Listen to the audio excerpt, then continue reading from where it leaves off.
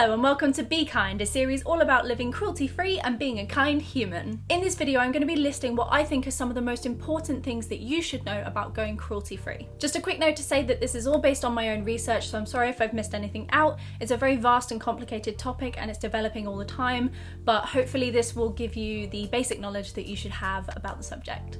Let's get into it. Number 1. In the EU, it is illegal for companies to test on animals or sell cosmetics that have been tested on animals. In 2009, the EU banned testing cosmetics on animals, but it wasn't until 2013 that the ban was completed to include the sale of cosmetics that have been animal tested as well. So yes, the products you're buying within the EU haven't specifically been tested on animals, but unless a brand is confirmed or certified as cruelty-free, then you're giving your money to a company that does test on animals elsewhere in the world where it isn't illegal to do so. Cosmetics animal testing is also banned in a handful of other countries. I'd recommend doing a bit of research to find out whether your country has a ban or not.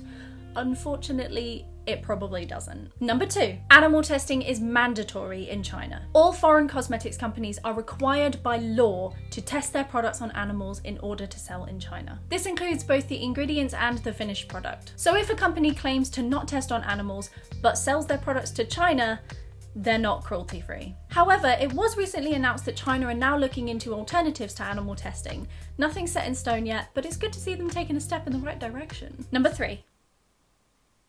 My fingers are weird. Companies can be sneaky. Sometimes they miss out important information or use wording that's a little bit vague. So for example, they might say, "We do not test our products on animals." But that doesn't necessarily mean that they don't test their ingredients on animals. Also, the phrase "except when required by law" is a dodgy one. If this is written in a company's animal testing policy, it's basically them covering their backs for when they want to sell to China or when they want to use some new chemical ingredients to increase their sales or whatever. I've also noticed that some companies put a little rabbit on their product, but it's not the official Leaping Bunny logo, so you want to be careful with that one. You probably want to do some research into a company like that. Although the Cruelty-Free International Leaping Bunny is the most widely recognised cruelty-free symbol, there are a few other official logos you might come across too, like the PETA Bunny in the US and the Choose Cruelty-Free Bunny in Australia.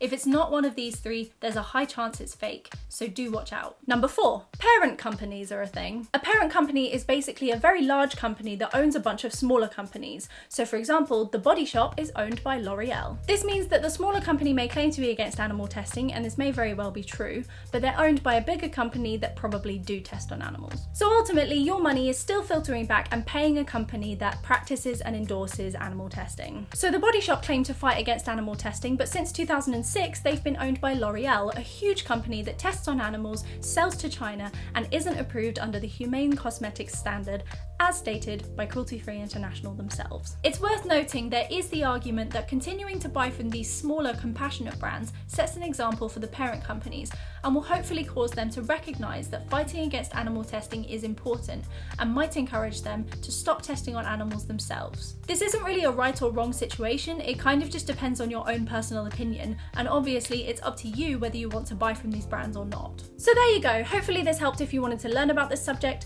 and there's lots of links in the description if you want to know more. Comment below if you have made or you are making the change to cruelty-free, and let me know some of your favourite cruelty-free brands. Thanks so much for watching, and I'll see you next time. Bye!